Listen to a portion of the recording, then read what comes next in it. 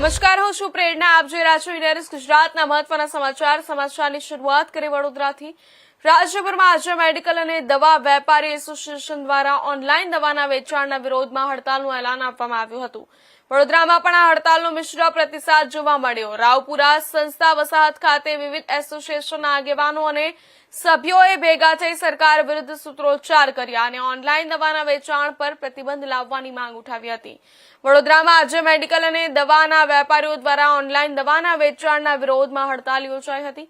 રાજ્યવ્યાપી આંદોલનના ભાગરૂપે શહેરના વિવિધ મેડિકલ, સર્જિકલ અને ફાર્મા એસોસિએશનોએ સરકાર સામે વિરોધ નોંધાવ્યો હતો. રાવપુરા સંસ્થા વસાહત ખાતે વડોદરાના સર્જિકલ એસોસિએશન સહિત અનેક સંગઠનો એકત્રિત થયા હતા. વેપારીઓએ જણાવ્યું હતું કે છેલ્લા ઘણા સમયથી ઓનલાઈન દવાના વેચાણ પર નિયંત્રણ લાવવામાં અને પ્રતિબંધ મૂકવા માટે સરકાર સમક્ષ વારંવાર રજૂઆત કરવામાં આવી રહી છે, પરંતુ આજ દિન સુધી યોગ્ય નિર્ણય લેવામાં આવ્યો નથી. ડ્રાફ્ટ છે એને વિડ્રો કરી લે, જેથી એના આડ હેઠળ કોઈ પણ વ્યવસાય થતો તાત્કાલિક ધોરણે અટકી જાય.